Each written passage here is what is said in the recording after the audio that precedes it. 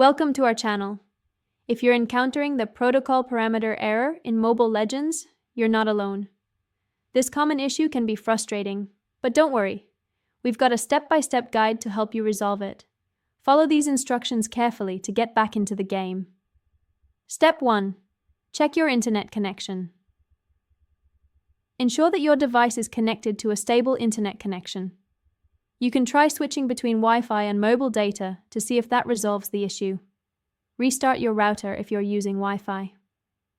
Step 2. Restart the game. Sometimes, simply restarting the application can clear any temporary glitches. Close Mobile Legends completely and then reopen it to see if the error persists.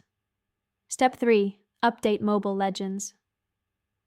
An outdated version of the game can lead to various errors, including the protocol parameter error.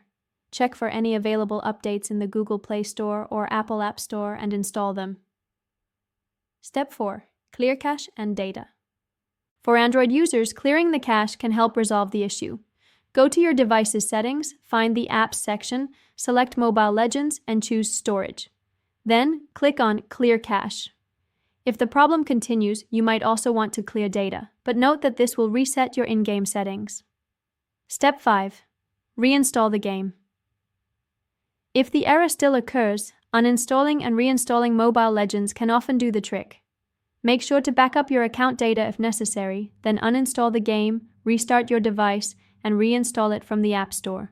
Step 6. Check server status. Sometimes, the issue might not be on your end.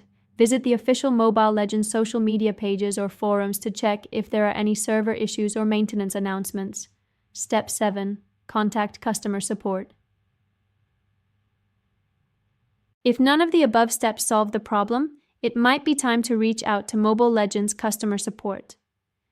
Provide them with details about your issue, and they may be able to help you further. Don't forget to subscribe to our channel and give this video a thumbs up if you found this guide helpful.